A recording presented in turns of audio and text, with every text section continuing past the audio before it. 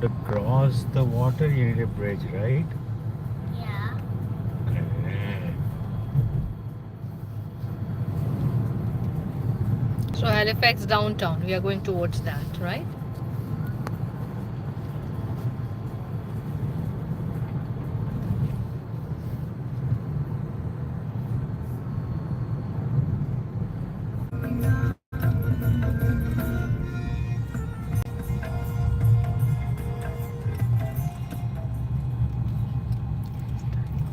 In 200 meters, turn right onto Point Pleasant Drive.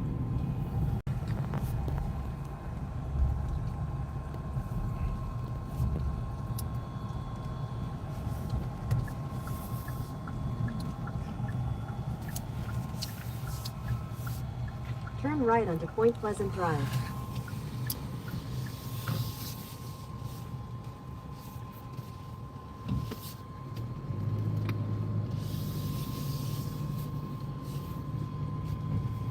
We'll go to Citadel now. Okay? Doesn't that take us?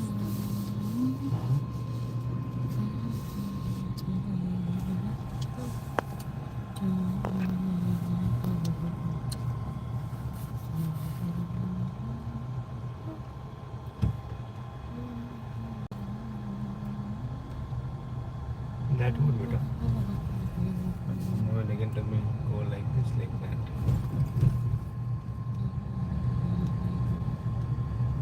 Don't short. यहाँ से कहाँ कहाँ जाता है ये सब? सब पे एड्रेस होगा। यही तो एक डॉक है, मेजर डॉक है। One of the major docks. सारा कैनेडा घुमा के तो ये है। बाहर से भी docks हैं, India। फिर यहाँ से अंदर कंट्री में घुसते हैं। Head northeast on Marginal Road, Terminal Road. Continue on Marginal Road for 1.5 kilometers. Ocean Network Express.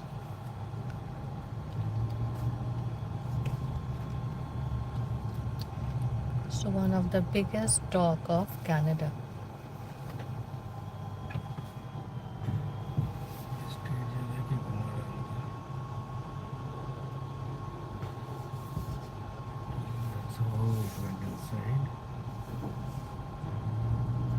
Trucks only.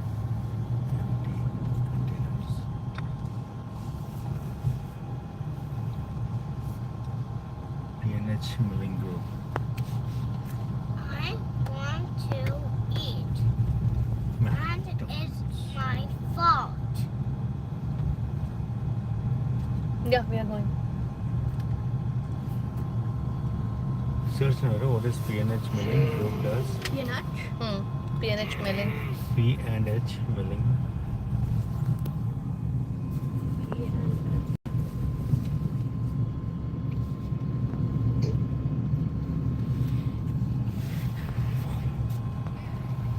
So you can see cruise ship. Look at this one, big one. One, and there is another two. P&H Milling most likely refers to Parrish and Hembecker Milling Group, a major Canadian agri-business that specializes in flour milling and pea processing. The P&H are the initials of the founding families, Parrish and Hembecker. Pier 21, that is also a tourist place. A large family-owned Canadian agribusiness with over 115 years of history.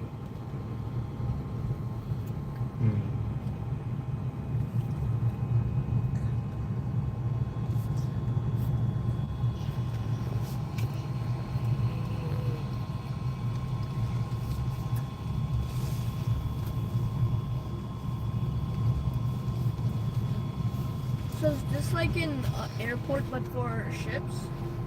Kind of, yes. Okay. So you have to show your passport and everything? Yes, It's yes. called Seaport. If you're traveling outside of Canada. So if you go from here to like New York. Spain, then you have In to... 200 meters, turn Or right London. onto Lower Water Street. It's a seaport.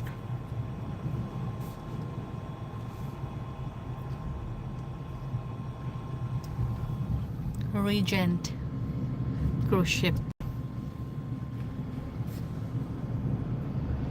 big would these like propellers be? Turn right onto Lower Water Street, Or then turn turbines, left onto maybe. Morris Street.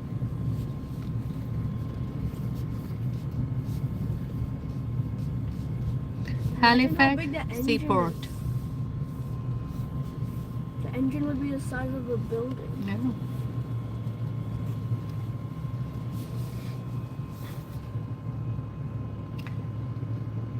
Engine is at the bottom of the ship. See, you have scooter. Turn left onto Morris Street. We can rent this and go.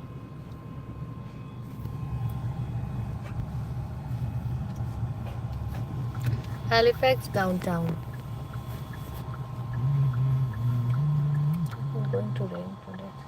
I want to eat milk.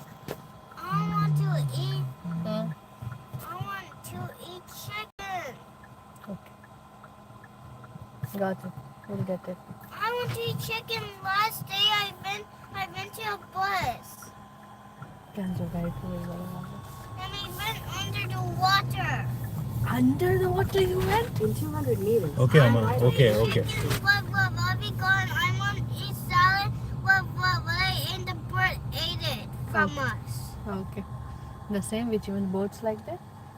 Yeah, Yeah. we'll get it over. We'll go into Cyrano first, then we'll get your dinner, lunch. Okay, and then we'll drive down. Is that okay? That's it.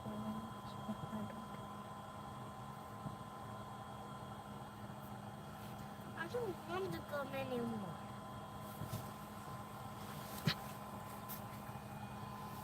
Wait.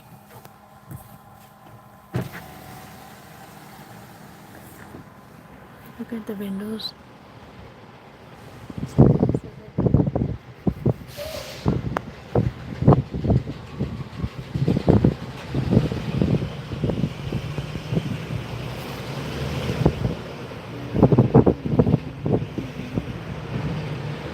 Hi.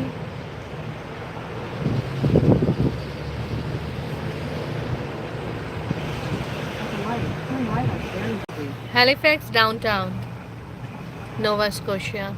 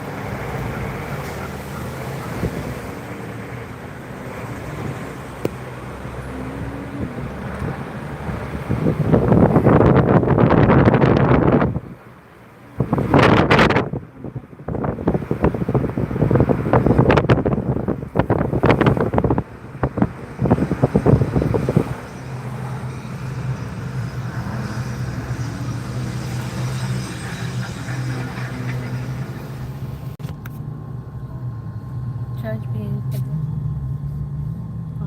At the light, turn left onto Spring Garden Road, then turn right onto Brunswick Street.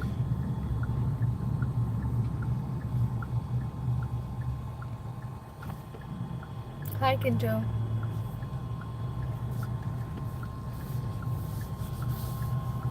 Door कल close नहीं है पहले door close था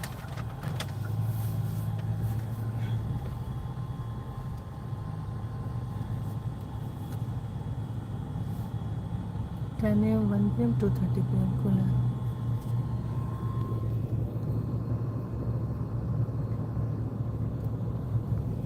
This is Halifax Turn downtown, right onto Brunswick Street. Nova Scotia.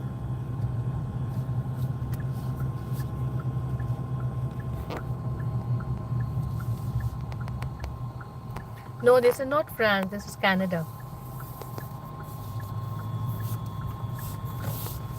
In 200 meters, turn left onto Sackville Street.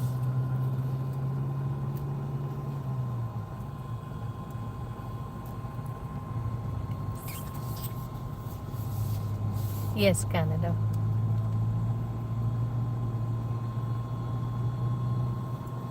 At the light, turn left onto Sackville Street. Oh भाई उसका सामने से picture था the clock tower. And this citadel.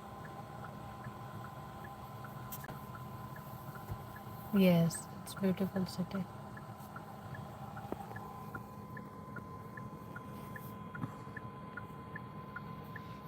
We are heading to Citadel. You can see over here that uphill.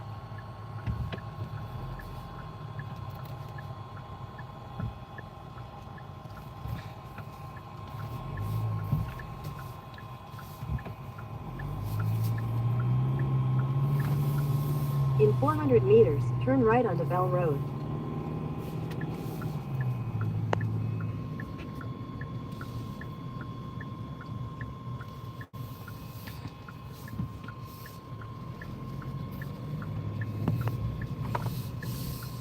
This is historical sign. Head north on Top 13 Road, then you will arrive at your destination.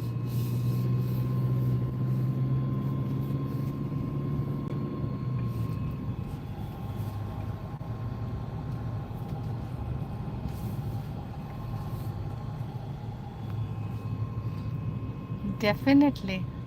That's so nice to hear that you want to watch. So we are on top. You can see the view of town from here. Towards the end, the blue color, that's Atlantic Ocean.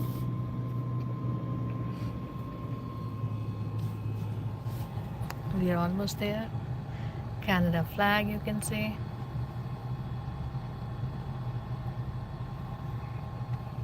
Thank you. Yes, view is beautiful.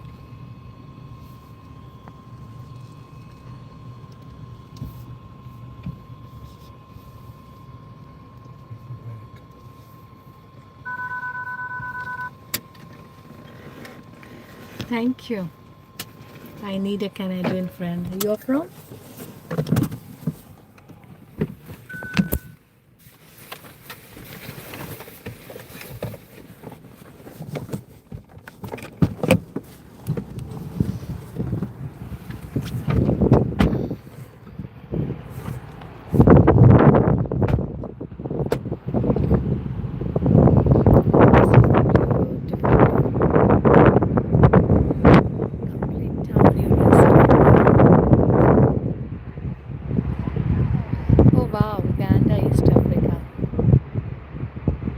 Nice to hear from you.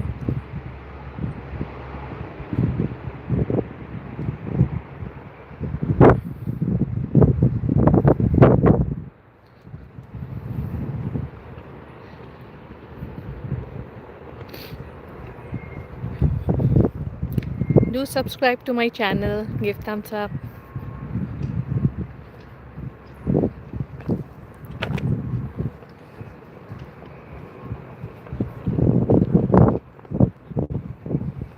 Yes, yes, I have heard of Uganda.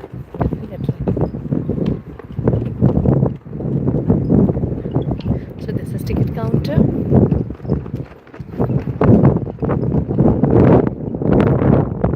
Daily 9 per hour. Season pass 33. Senior citizen 750. For youth it's free, absolutely free. And parking $850.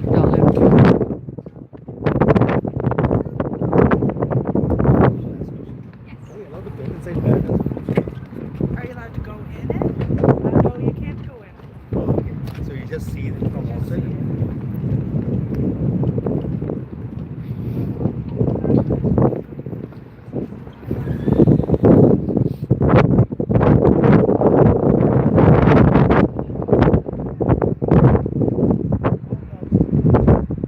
So from here, if you see that clock tower, that has a historical value. This tower.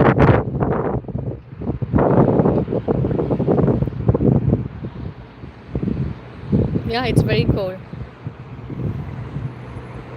6 to 7 degree temperature. You can see this tourist bus.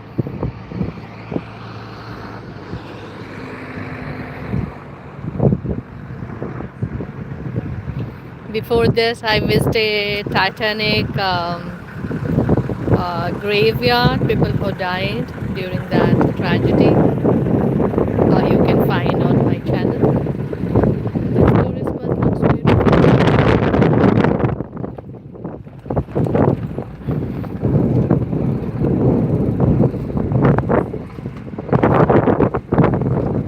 Yeah, it's very cool.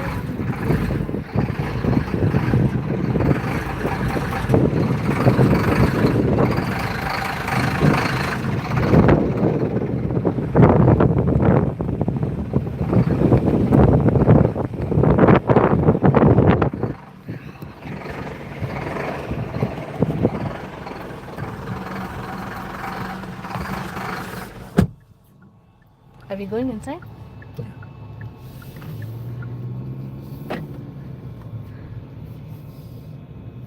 Is this like a park?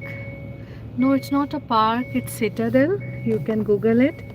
Halifax Citadel. So they have built this in 1749. Yeah, prepared by, yeah, it's a military site prepared by Britishers. Built by Britishers.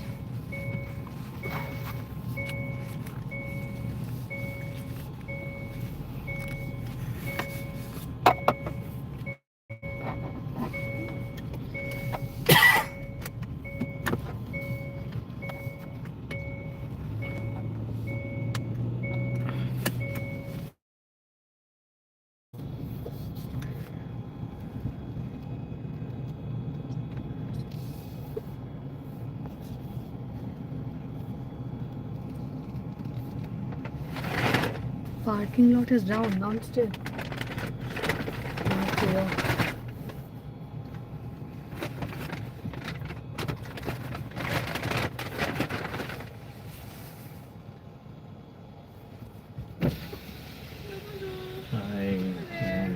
So we pay here and then park? Yeah. Okay. Is it just the two of you? No, No. we are a family Oh. with it's 6 and a 12. Oh, yep. So the children will be free, just the two adults then? Okay, yes.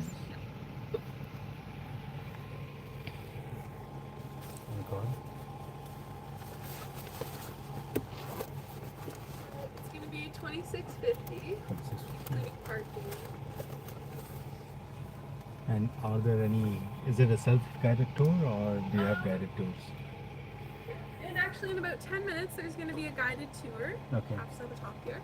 And those depart just out front of our information center, which is going to be the first building you see once you go through the entrance. And then you can take that. It's about 45 minutes long. Okay. And at 12 o'clock you have got a noon gun activity or something like that. What's the time now?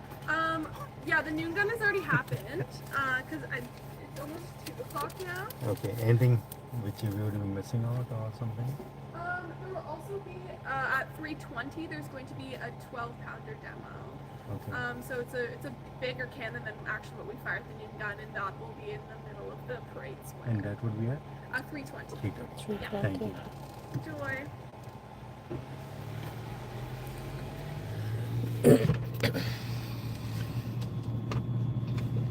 Shall we get down here? Oh, Why यहीं पे do you want to get down?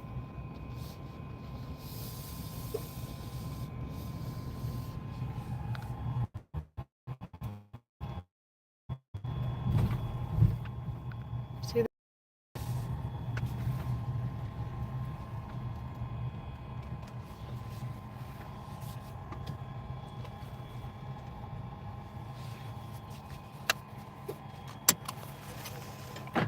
take your jacket, cap and gloves.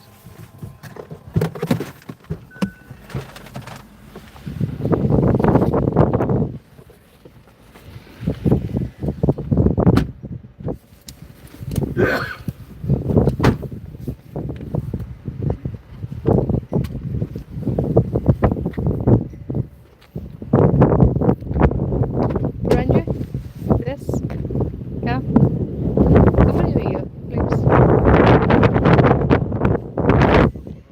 Ranjay?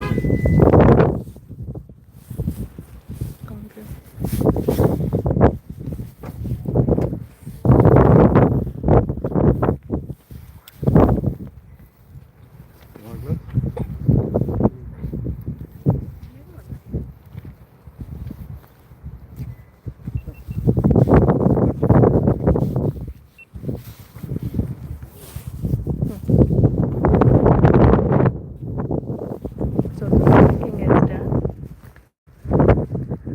Now we are heading inside.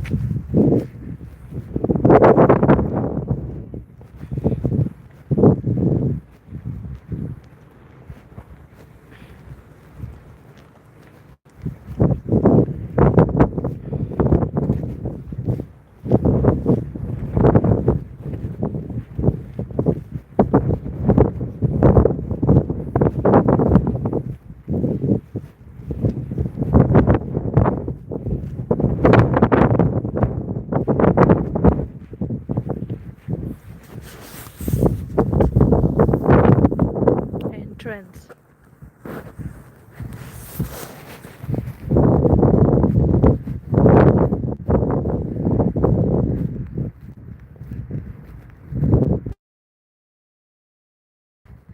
Welcome to the Halifax Citadel National Site. Is one of Canada's great heritage treasures, a physical reminder of this country's transition from colony to nation. It is a national significant symbol of Halifax's role as a principal naval station in the British Empire and of the city's importance to Canadian history. Halifax founding in 1749, the fortifications on Citadel Hill have been vital to the defense of Halifax and its naval station. The present citadel, the fourth to be built on this location, was completed in 1856. The massive star-shaped structure played a crucial role in protecting Halifax against French, American, and German threats. While it never fired a shot in anger, its mere presence was enough to deter any potential enemy. With the passage of time, the citadel evolved to find a new significance in the defense of Halifax. When the British disbanded in 1906, it became an important part of Canadian military strategy. Through two world wars, the citadel served the country faithfully. It became a sentinel and a symbol for those soldiers serving overseas. Today, as a National Historic Site, the citadel is yours to enjoy. So let's go inside. Each day at noon, a gun is fired from the ramparts. Okay, that we missed it. A fantastic view of the harbor and the surrounding city can be seen from the viewing platforms near the signal mast that I have shown you. Access to the rampart is restricted from November 1st to April 1st. Should you require any assistance during your visit, the security office is located to the immediate left of the public toilets. So this is the complete entire view. Let's go inside. Entrance closed 5 p.m. to 9 a.m. So they open 9 a.m. every day.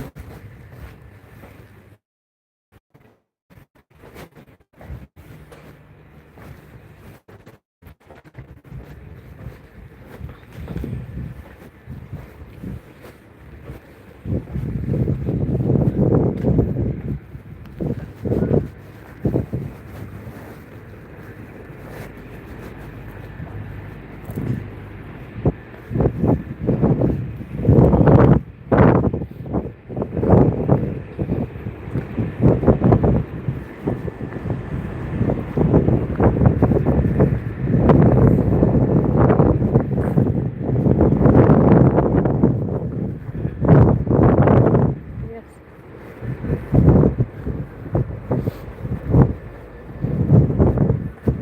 So we will go join guided tour.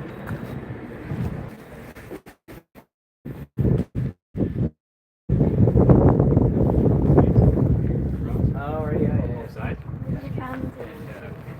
Now anytime it's cold, my nose might. Looks like military place. So we have to gather here. He will start from here. There are few people in dress. Didn't have enough room. Yeah, wide enough out. Oh, okay. Yeah, the similar thing. My brother, he had his job was basically. Yeah. Something like that. They took up these.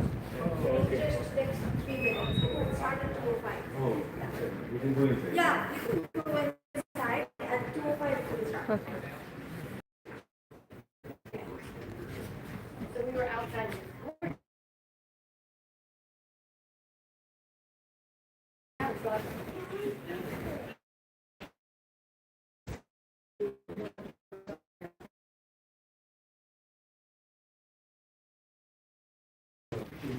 Yeah, I found out my grandparents didn't know.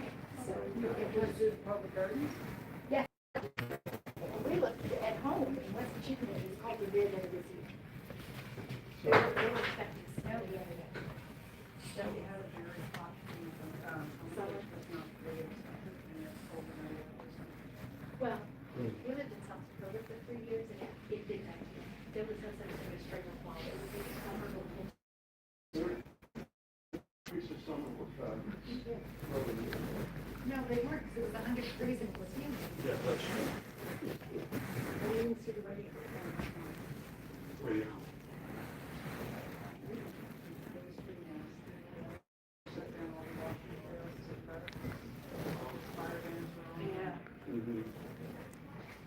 Yeah, we've gone through that too. We've had to put on a new roof on the house from that age. $24. She was fast, she was mad. Should be pretty nice.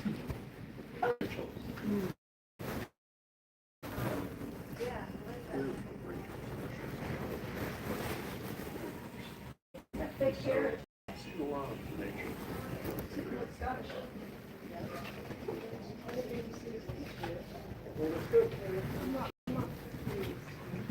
Should go for cat. So when you paddle, somebody has to put, no? You take something which you can use. No, Maybe the I'm gonna keychain put or it on something. my, Oh, for you? For your friend. Take that as well once we are back.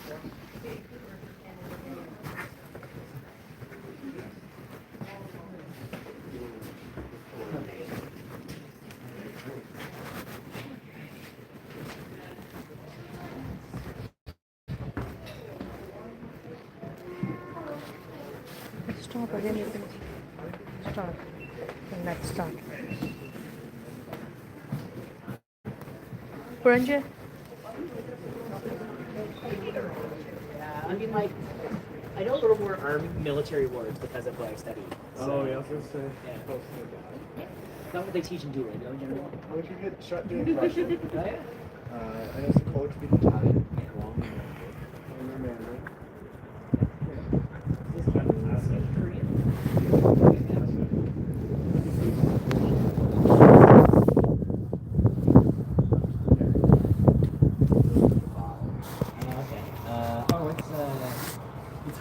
herding. Yeah, that's what it is. Yeah. Yeah. Like get as many tours, as many languages going at once. That'd be fun. Learning about English. I need my jacket. It's beginner's beginner. I was just French. Are you gonna have 50 cents an hour? Yeah, and also I can print for a year. Did you hear that? So, French Jackie's mad as an officer. Yeah. Oh, I was there when you were saying. Yeah. You said kind of not a feeder group. Yeah. I just thought you were amazing. I just thought you were amazing. No, But it's just not I pulled a lot of this stuff.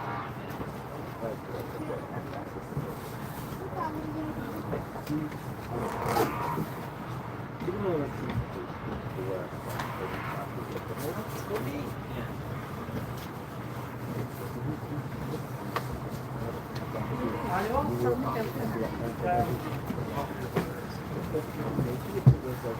Yeah. You know what I mean, like they're reenactors. I wouldn't say I was reenactors, but you know, I mean, like people wearing like sweet figures. Like, I don't know. Oh, you're saying them because like good, yeah. If you had reenactors. Yeah. Oh, There was a wide range of reenactment clothing. yeah. Like that. If you're wearing that kind of uniform, I'd Can I take your picture? Oh, go ahead. Yeah. That's what you're here for. Oh, is it? Okay, thank you. Of course. Okay. Thank you. Thinking about you, it was approved by people that are above you. Yeah, exactly. What was it? He wore his own uniform to Yeah.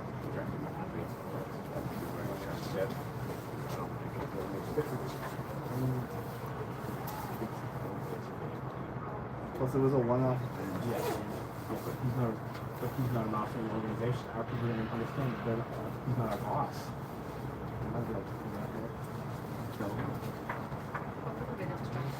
Oh, pass was okay. I said it was, and I did. And that's all that matters for you. We can do it again. No, my bad. It's not okay. If the HCS tells you okay, it's okay. If Parks tells the HCS it's not okay, it's up to the HCS how to handle that. To be fair, they do get mad at us. Yeah. Oh, who Parks or? Yes. I really swallowed changing the day lunch. That was no, because it was the last one.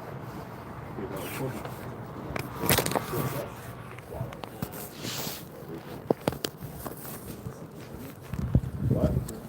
No.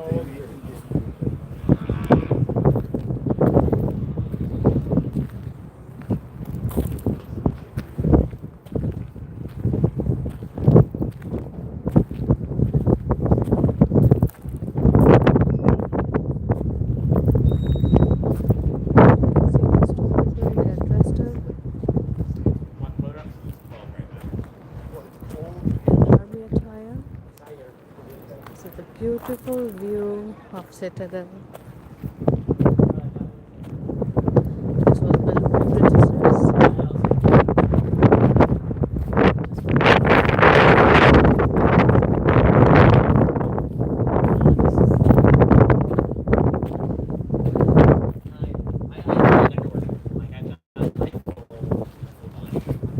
I'm only wearing ones that short sleeve, so it's not. That's a Piper today. Has he got any of these flaps? Yes, they can.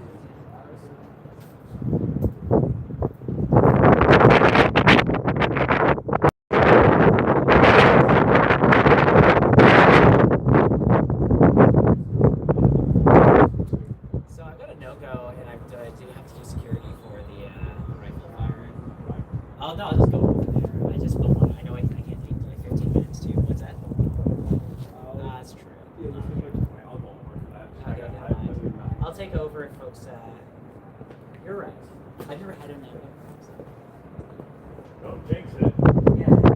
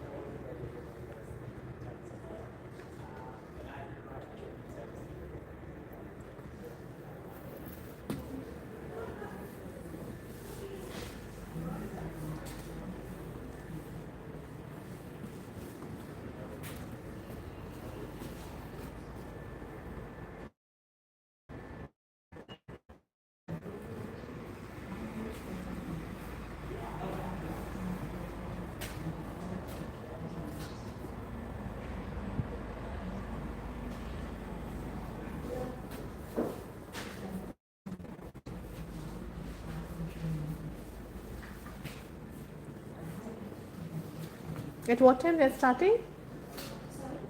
Tour guide? Yeah, just started. Left already. They left? I was here only. I didn't see those two guys. Yeah, there was one guy who was here.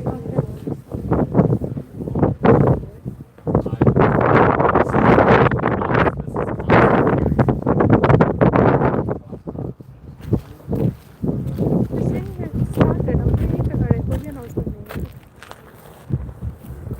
But the thing is, that because of the back and play and all the. What's your stuff on? Here's the Piper. Great. But it's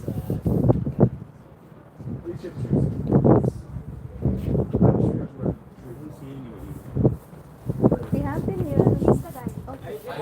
Oh, hi. We are waiting for the guy too. Yeah, no, I'm right here. Hi, folks. Welcome to Halifax Citadel. We're going to move right on to the rifle demonstration, if you'd like to follow me, and then I can give you a general history of the fort. All right. So what I'm offering is basically just a 30-minute tour of the fort at this point, yeah. Okay. Well, no worries, if you'd like to follow me. Davida, come.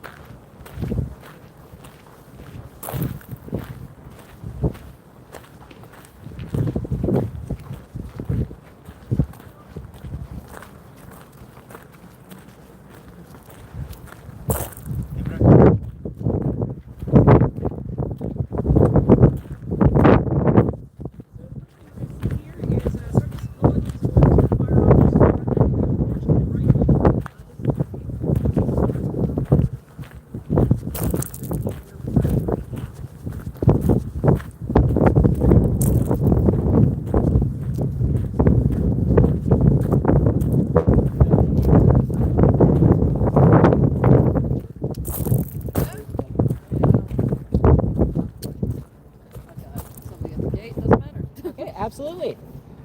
Alright, so folks, this is the Snyder Enfield. So this is the first standard issue breech loader used by the British Empire. And originally it was a muzzle loading weapon. So basically what that means is I had to use this ramrod here. So I unscrew it, take that out, and I would have paper cartridges in my cartridge box here that I would tear open with my teeth, pour the powder down, take the ramrod. I'm not actually going to put it down because there's a lot of fouling in this and I don't want to see my ramrod. Tamp it down, take it back out, take a ball from your ball bag, put that in, tamp that down.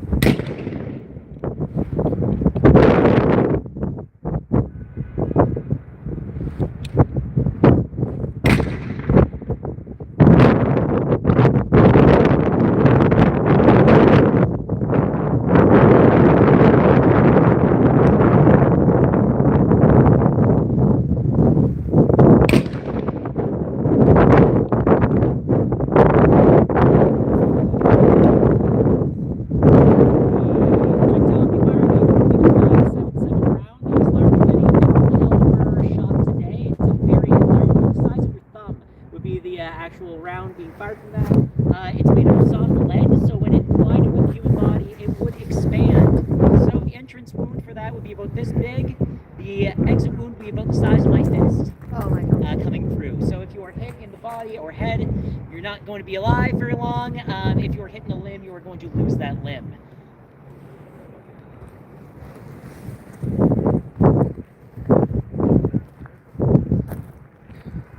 So, these are the shells I just fired. You're not allowed to touch them, but feel free to take videos and whatnot. They're a little warm. Like, I'd say they're about as warm as a plate that comes out of the microwave. This is the only thing that is. Why do you have explosives on your hands? Like, well, you see. Why do you have explosives on your hands? Like, well, you see. I work with historic weapons. They're like, yeah, sure. Yeah, one of our corporals once had to call our boss while at the airport and have him explain to security that yes, she does in fact work with historic weapons. No, she's not trying to bring explosives to her plane.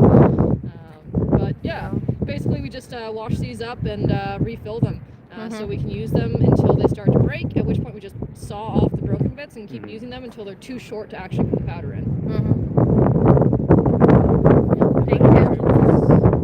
The Snyder Enfield rifle or the anything else that the sergeant has talked about? So you get trained to use. Yeah.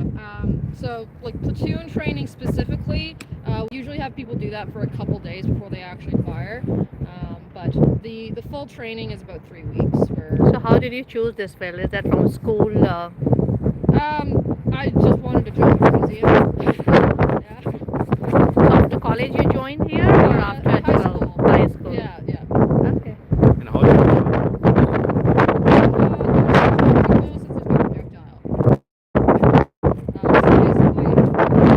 recoil comes from the bullet actually leaving. The laws of motion, like for every action there's an equal and opposite reaction, right? So since there's nothing exiting other than like a tiny wad of paper, there's essentially no recoil. Now if there was a bullet, this is a pretty high caliber rifle, so if you were holding it wrong, it could very well dislocate. So, thank you so much. Hey folks, we want to continue on.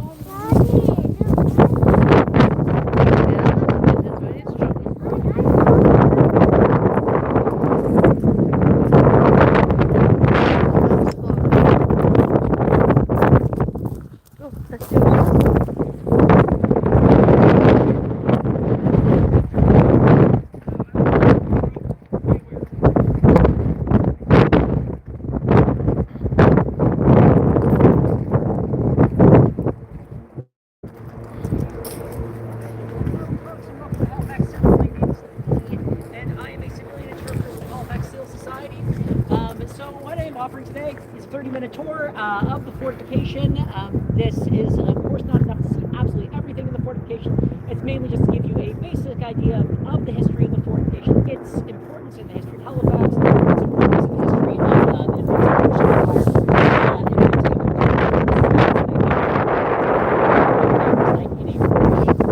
peacetime garrison during the mid-19th century. So, the fortification itself was built between 1828 and 1856. It was built by the British as a means to defend the landward approaches toward Halifax Harbour. So when Halifax was founded in 1739, it was founded as a naval base for the British to operate their vessels in the North Atlantic. It was a supply base, a repair base, and just generally an anchorage for the British Royal Navy in this part of the world.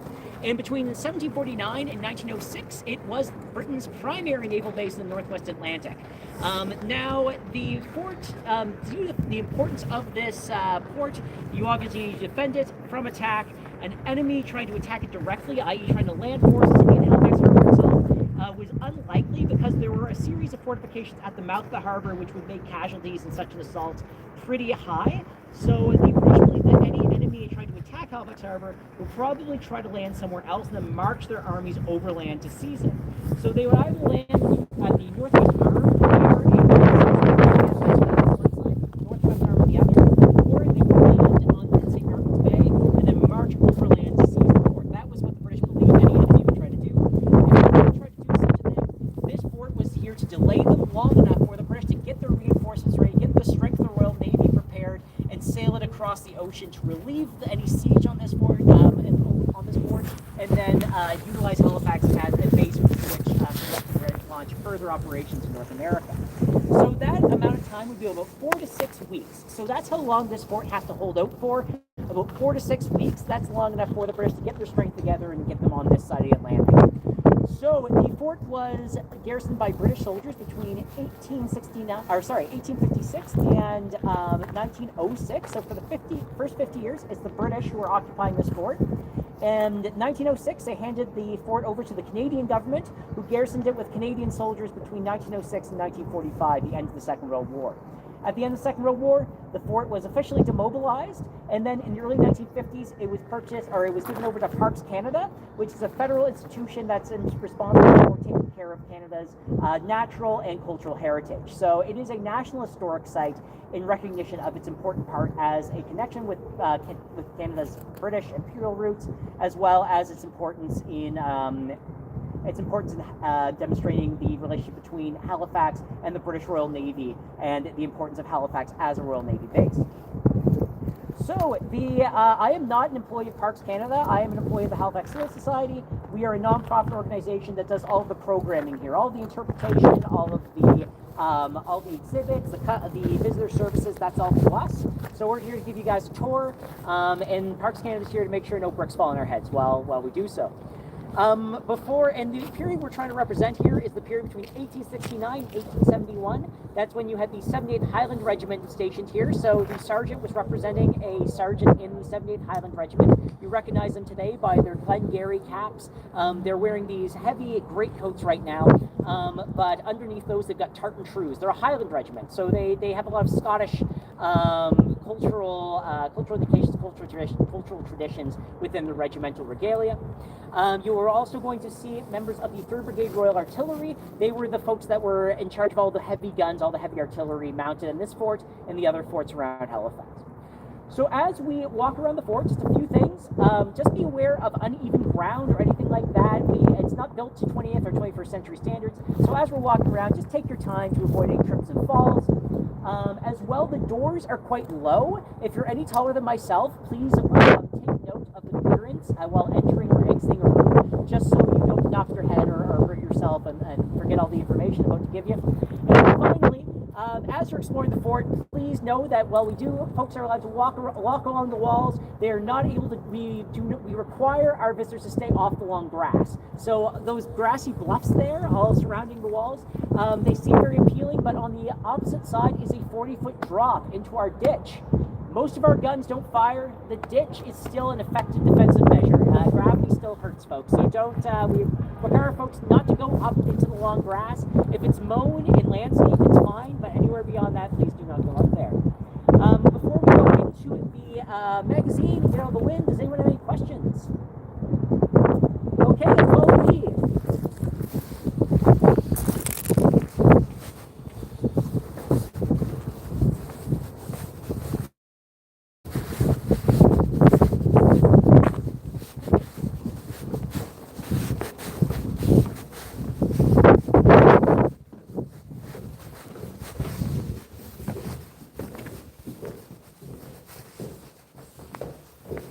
So what we have here is the South Powder Magazine. There were 2 powder magazines in the fort, one in the south, one in the north, each containing about 2,200 barrels of black powder.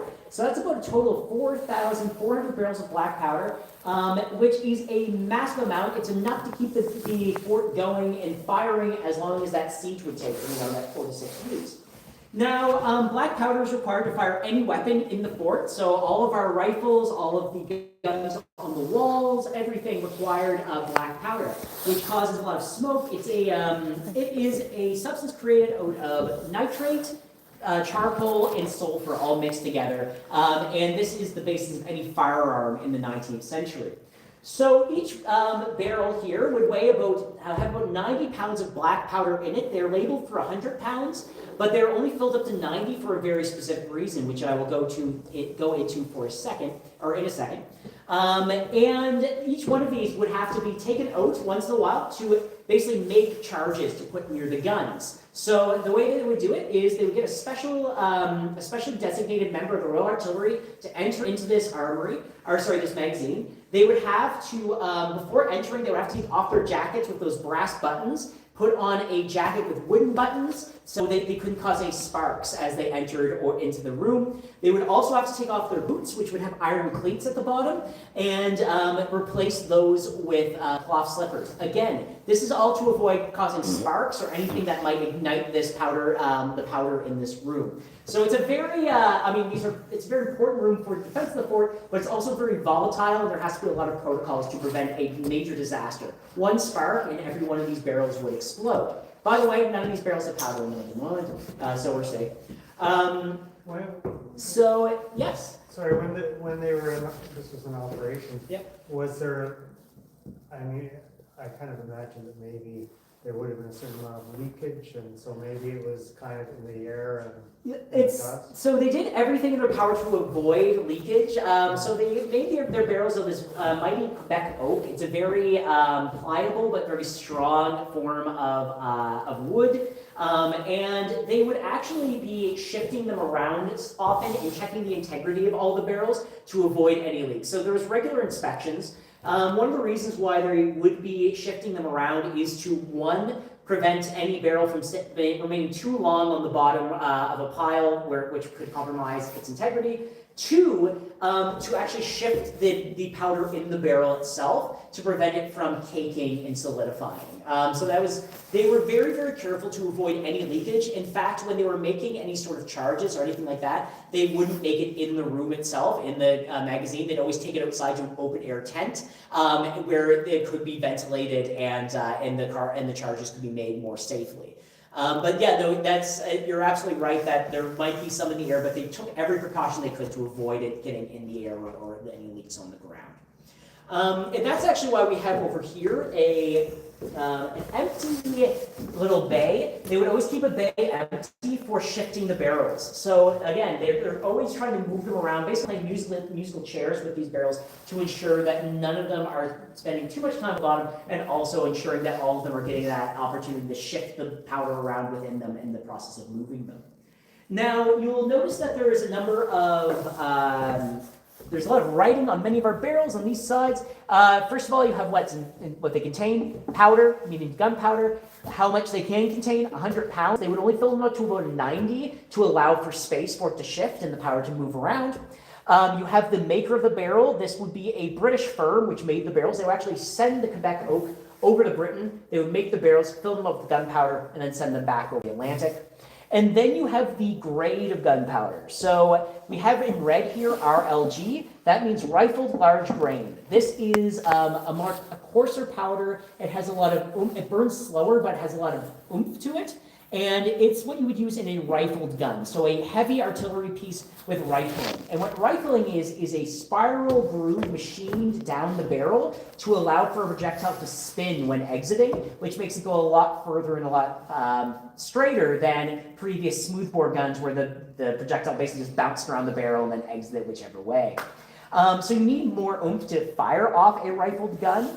And this, as a result, you need a special grade of gunpowder to fire it. You also have LG, which is large grain. That's for muzzle, or that's for smoothbore guns. And then you also have FG, fine grain, which is for rifles. It's a finer powder. It burns a lot faster, but it doesn't have as much power behind it.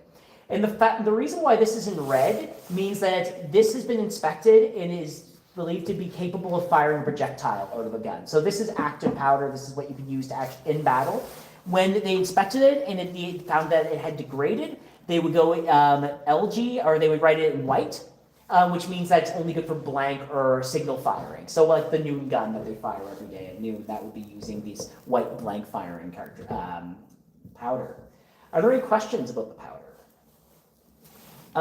Finally, the construction of this building was also with the understanding of making it as conducive to safe handling of the powder as possible. So all of the metal in here is either, it's copper. That's the only metal we're really using because it's non-ferrous. It doesn't spark if it hits a certain, if it's hit in a certain way. As well, many of the nails and other hardware are actually made of wood in order to ensure that you have nothing that can spark, nothing that can cause an explosion.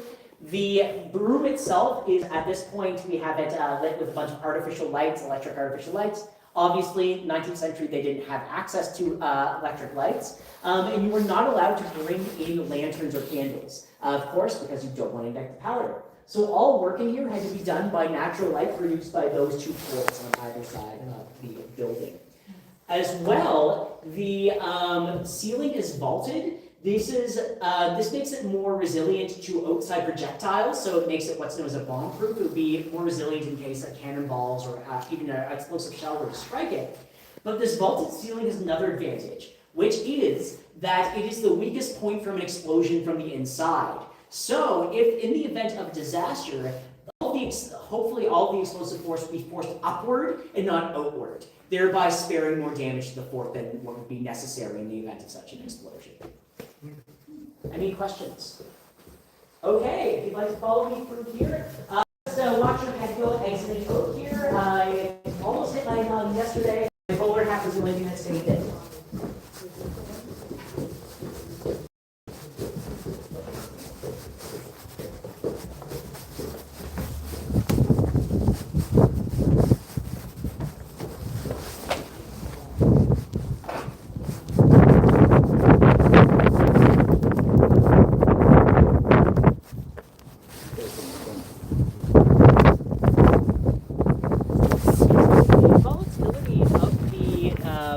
The magazine also is why we have this retaining wall. So this retaining wall, it is here for two reasons. One of which is to actually, again, as an extra measure of defense in the event that the magazine exploded, that would allow for, this would be an extra protection for the rest of the fort in the event that they exploded this way. Another reason why this retaining wall is here is to have a sentry posted at that box. There would be 3 sentry posts in the Halifax Citadel, one at the entrance of the fort and one at each magazine. And there would always be a soldier standing sentry 24/7 to ensure that no unauthorized access was gained to this magazine. And they would have constant watch over these 2 doors. Again, only people permitted in would be specially trained and authorized Royal Artillery members and the occasional specially trained and authorized member of the Royal Engineers. So if you'll follow me into the schoolroom.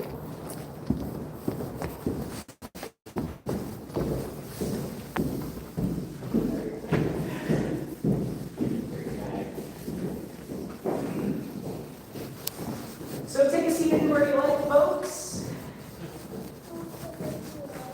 So this. Okay, so welcome to the regimental schoolroom. This is the room in which both the children of the regiment as well as soldiers of the regiment could receive education. So in the 19th century, as a British soldier was, or a British regiment I should say, was transitioning between garrisons, they would be able to take their families to every peacetime garrison that they were moving toward. And the 70th Highlanders had about 60 wives and about 140 children when they arrived in Halifax in 1869. These people would have not lived inside forts. The families lived outside the fort at the bottom of the hill in what was known as the Merrymen's quarters on what is today Brunswick Street, but was previously known as Barrack Street. And it was these barracks were usually small apartments where the Merrymen and the women lived. Previously, though, in previous decades of the 18th, 19th century, at the beginning of the 19th century, they actually would have housed all of the soldiers together in a fort like this, usually all sharing the same barrack room. So if you get to the barrack room in the Cavalier building, you'll see it's a pretty tight space. Originally, today it only houses about 11 unmarried soldiers. Originally would have housed 22 soldiers, including family and plus families, with the families basically having a blanket around themselves for any sort of privacy. But by the 19th century, a series of reforms had actually made things a lot more comfortable and seen to the welfare of soldiers and their families. As well as those kind of reforms in housing, there were also reforms in education. So every one of the children of the 70th Highlanders would have had to attend the regimental school system. It was actually one of the few compulsory systems of education in the British Empire in the 1860s. Keeping in mind that Halifax itself only got its first public school in the mid-1880s, so about 15 years after this period we're presenting today. So the civilian children generally, if they wanted an education, they would either have to be able to afford a public education or a private education at a boarding school or the like, or they would rely on charitable schools, usually run by religious organizations. The Army, on the other hand, were more interested in increasing the availability of literate recruits and had a great deal of interest in improving the educational opportunities for both soldiers and their children. So in the regimental school system, a child started school at about the age they're able to walk and talk. So that is it's not really a set number, it's just that period of development. And once they're able to walk and talk, they go to the infant school. And the infant school would be similar to a preschool or a kindergarten. They would teach them basic alphabets, they would teach them numbers, basic mathematics. And one of the implements they would use to do so would be this. It's known as a ball frame. It's here to provide visualization to any sort of mathematical equation. So what we have here, for example, you've got 5 balls, and then you remove 2 balls. How many balls do you have? 3. Excellent. For everyone who said 3, you graduate. You get to go to the grown children's school. Let's stay silent. You may have to just we'll work on it. But at age 8, the children would then move up to the grown children's school, which we have portrayed in this room here. So the grown children's school had a wider curriculum than the infant school. You still have a heavy emphasis on reading, writing, arithmetic, but you also have the addition of geography as something you're emphasizing, as well as history, often with an emphasis on military and British history. This is not only here to teach literacy and mathematical literacy, it's also here to teach and inculcate ideas of nationalism and patriotism among the children of British soldiers. They're creating a national identity in the 19th century, and you need to use education to do so. So the children would be educated together, boys and girls, in the mornings, 6 days a week. So 3 hours in the morning, and then they would have to do 2 hours in the afternoon. But in the afternoon, the girls and boys are separated. The boys stay here, they continue their usual curriculum, whereas the girls are sent off to the industrial school, which teaches them what we would consider to be like home economics. Cooking, cleaning, mending, various other skills that are often associated with the domestic sphere today. But back in the 19th century, for working class women, these are skills that they are often using outside of the home to make extra living and make an extra income for their families. So, for example, among soldiers' wives often made more money than their husbands did. So the average private made about a shilling a day, which is the equivalent of about $10 today. His wife would usually be making 4 to 6 shillings a day, because just doing things like taking in, working in the laundry, mending for the regiment, cooking in a domestic sphere. This is all stuff they would do to supplement their income. We often think of this, that the Victorian period was, women in the home, men in the public sphere. That was maybe for the Queen Victoria and the upper class, and also the upper middle class. But for working class people, every member of the family generally had to work and bring in income.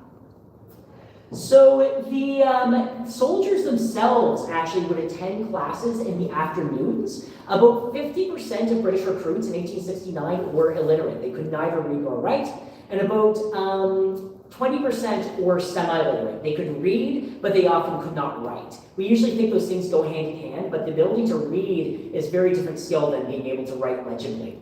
So the soldiers were invited to spend their afternoons off in the schoolroom. It was recommended they spend about 4 hours a week in the schoolroom. They tried to make it mandatory in the 1840s, and the soldiers were having none of it. They did not want to be forced in the classroom. They only wanted to come in if it was their choice. And a lot of them would prefer to use their time off for other pursuits, usually drinking and carousing downtown. So the soldiers would come in the afternoon, and usually often they would be sitting next to their own children in the classroom and improving their literacy, improving their mathematics skills. And the real incentive for this is for promotion. The British Army by the 1860s believes that, yes, you don't need to be literate to, march around, fire at someone, follow orders. that's fine. But if you want to actually be in any position of command or any position of authority, you're going to need to be able to read and write. It's the difference between the survival of the squad or actually thinking critically and working through those orders than in a combat situation. And if you're going to take any records of the state of being of your squad or what have you, you need to be able to take basic literacy skills to write those down. So yeah, these soldiers would come into the classroom, they would learn, and it would be taught in the afternoons and in the grown children's school by the schoolmaster. He was a member of the British Corps of Schoolmasters. He was actually a member of the British Army. And then the infant school and the industrial school were taught by a schoolmistress, who was a civilian hired by the regiment, who would travel with the regiment, but was only given authority over small children and the older girls. One of the reasons why is they believe that if the schoolmistress were, teaching this the grown children's school in the afternoon, she'd be perhaps surrounded by a bunch of soldiers who would just corrupt her. They didn't trust soldiers as far as they could throw them. As the Duke of Wellington famously said, soldiers were considered to be scum of the earth, and you could not usually trust a respectable woman around them, was the idea. So a schoolmaster had to take the charge in that sort of scenario. Are there any questions about the school system or family life? No. Okay, then if you'd like to follow me, we will head down into the dry village.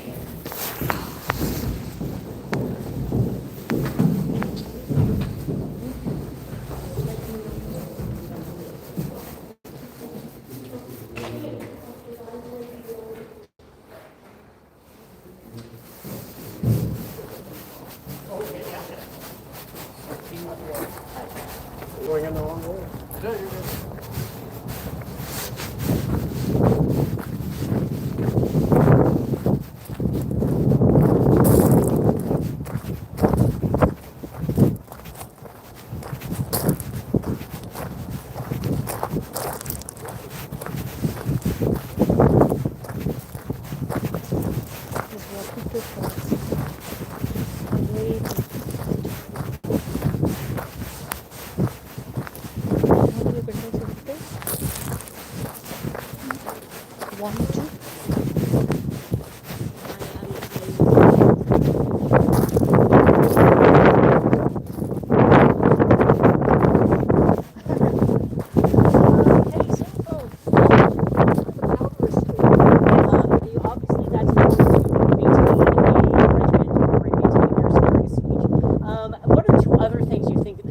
Garrison's going to need if they're besieged. If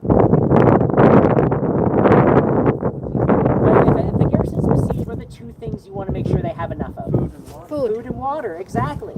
So food, a British soldier is issued a pound of bread and 3/4 pound of beef a day. That is his daily ration, day in, day out, as ordained by God and Queen Victoria. That is what he's getting. That is not to say that is all they are eating. They would often, and they have to basically supplement their diet with food that they would buy, purchase from merchants, such as what I'm dressed as. So vegetables, canned goods, things like that, they would purchase from the local merchants in Halifax and supplement their diets that way. But the food would be stored in the Cavalier building in a central storehouse. That's where all the bread and meat is stored. And then for water, they had a pretty ingenious kind of system that they established here. So notice that the parade ground is sloped a little to the east. Why? Is it allows rainwater to flow down these little gutters and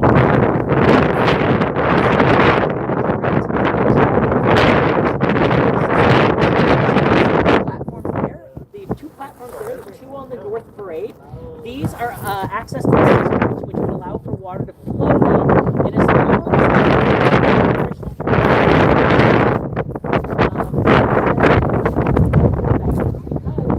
once you supply water, the base number, the human being will not go aboard. When I'll finish this down,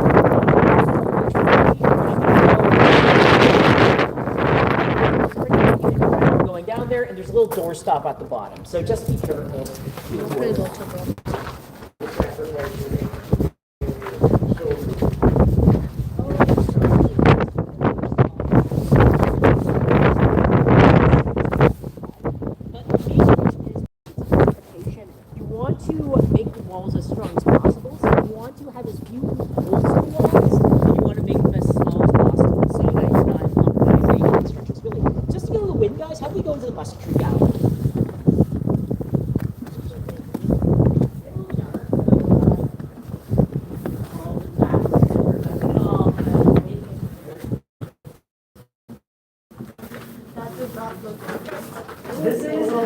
musketry gallery. So this is where the British soldiers would be stationed in the event of an attack or assault on the fort.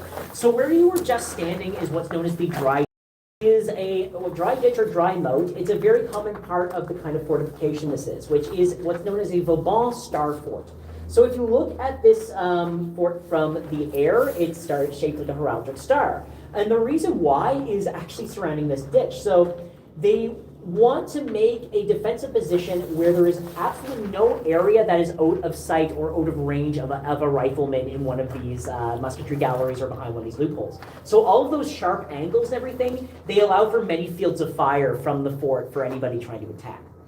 So the idea that was behind this fort in 1828 when they began construction, they began construction with this understanding that any enemy that attacked would be using smooth-bore muzzle-loading guns. So smooth-bore muzzle-loading siege guns, these massive artillery pieces that have no rifling, so they're just like a hollow tube, very inaccurate, would only have about a range of about 500 meters. So in order to attack with these and to actually attack the fort, they would have to get within 500 meters of the fort before they could start bombarding the walls and trying to make breaches.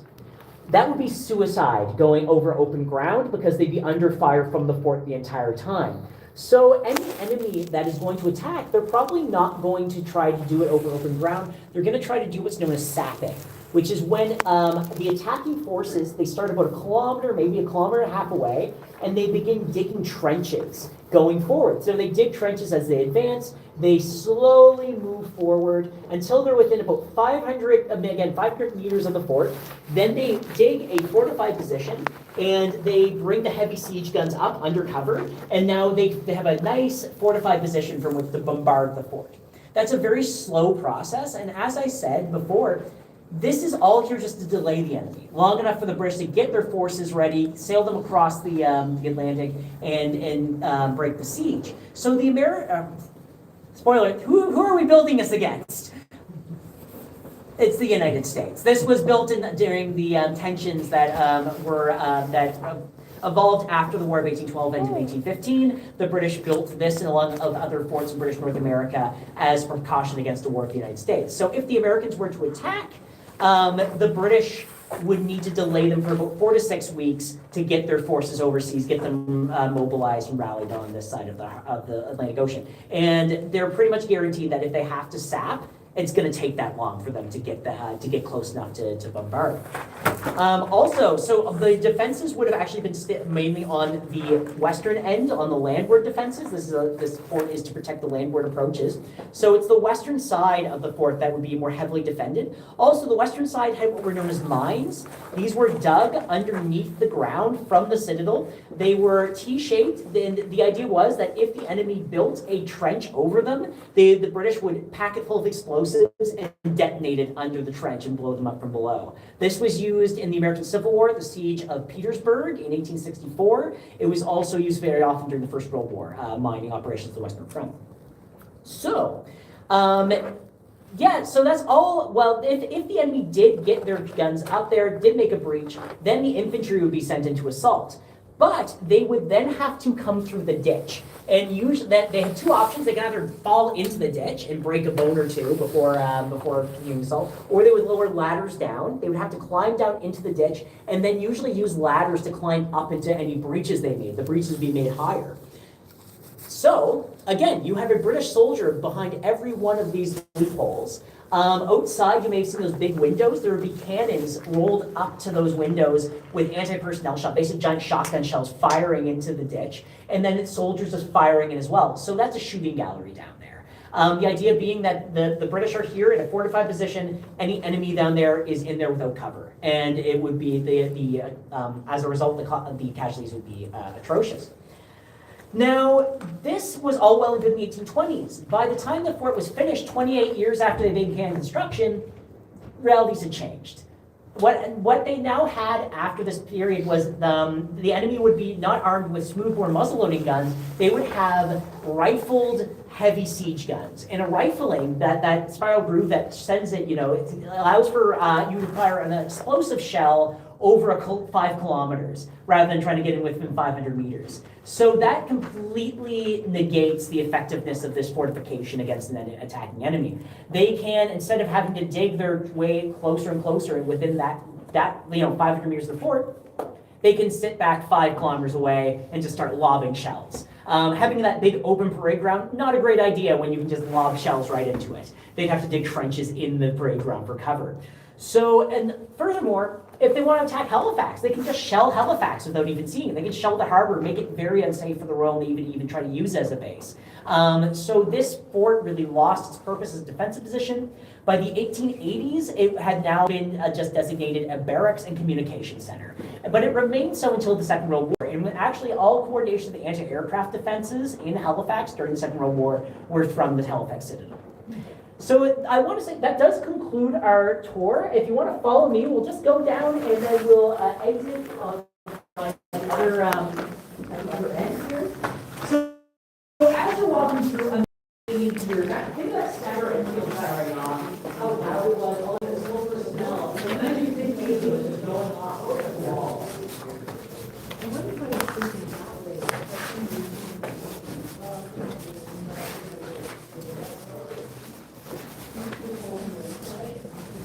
Yeah.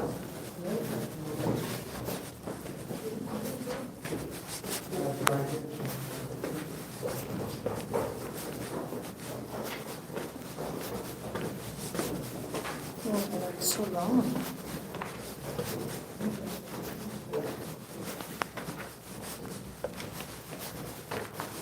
You want to go?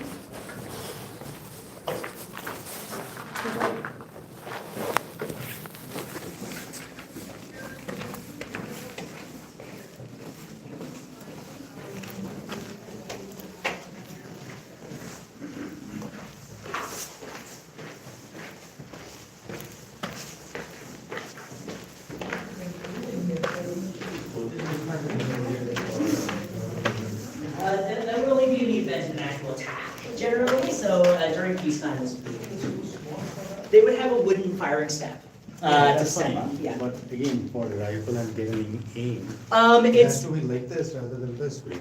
it is basically just it's just supposed to give you a narrow field of vision, and the idea being you have many of them, rather than like a wider field of vision that would be utilized with later weapons. It's the idea is more to maximize the cover that the soldier has rather than their field of fire. Plus, the view flying from the other direction too.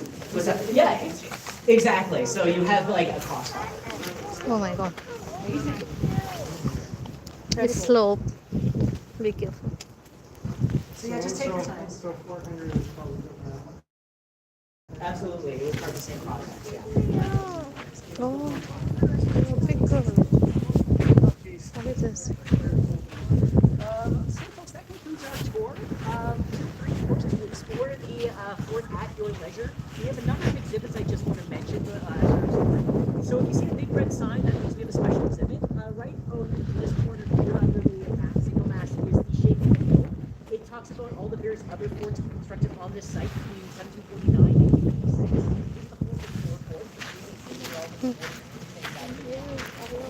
Regiments that served in Normandy. Normandy was the bloodiest. What is this? Who has written this? It's written by them? It's written by them?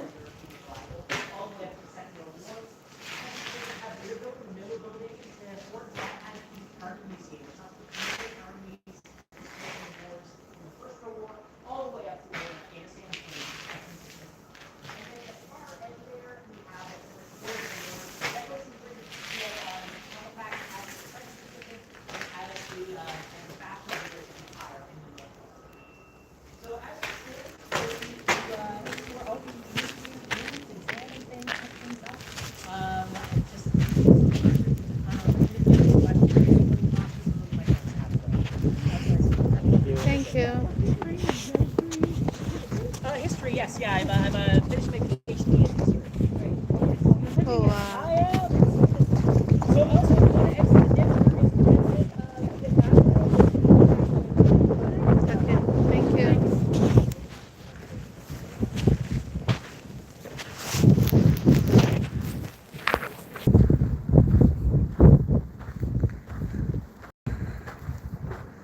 Normandy, France. So the same thing they have depicted over here.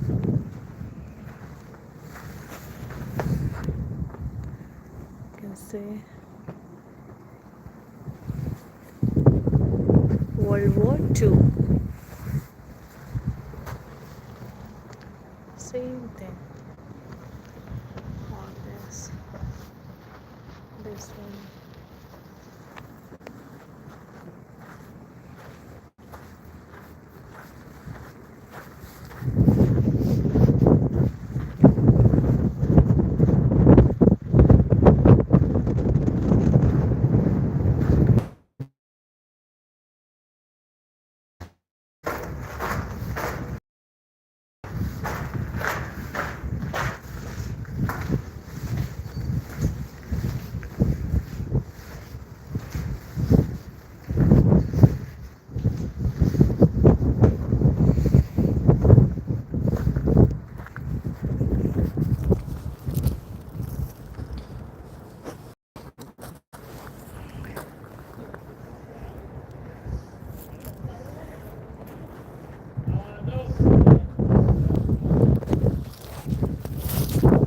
It's a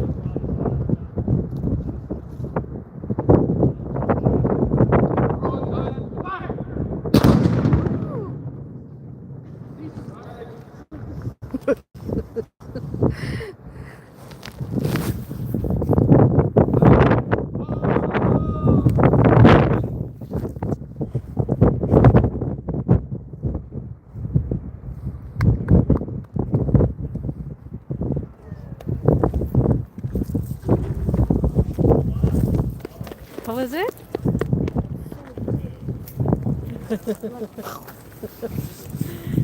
Think of real time what time? Yeah, it's black powder. We don't fire any projectiles, so no cannonball. But we have so 3 ounces of black powder.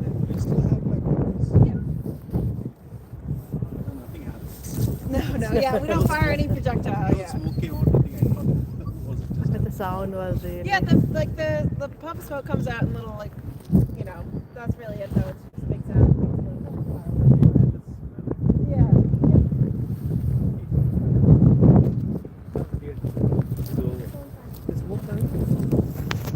Kaya na? Sabi.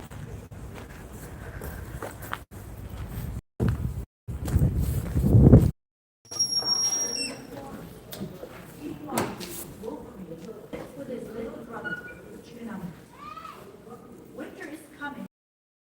His brother hunt for food to last them through the moon's cold. When they come to a lake, it is covered with birds of all kinds, too many for the hands to count. Chiganamo says to his brother, "Look at all these birds. We shall have meat to eat all winter long. But how are we going to catch them?" Iwaju replied, "First, let us build a wigwam here on the shore, one with a 10 doors. After they have built a wigwam,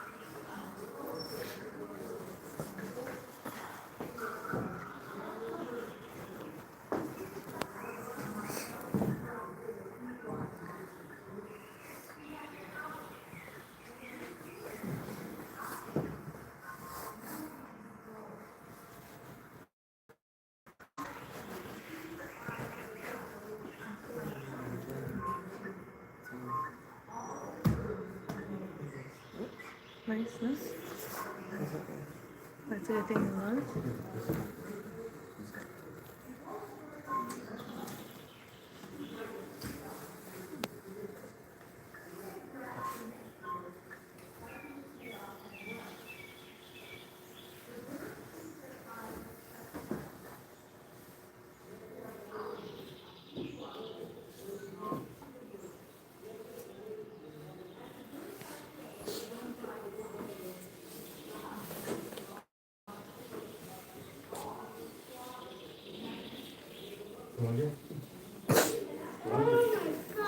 Kurang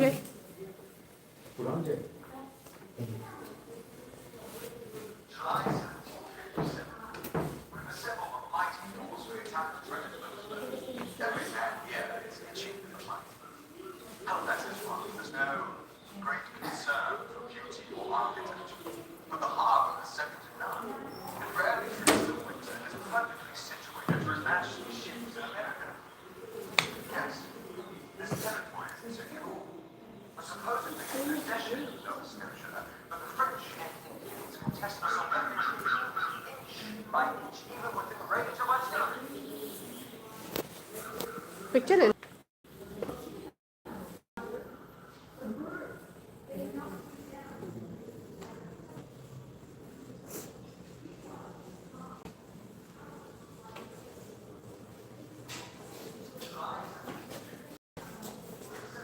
Five soldiers and stay inside there.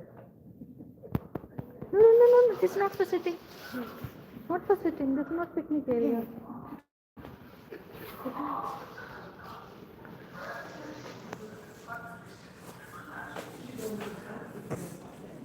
Come here, Nalira.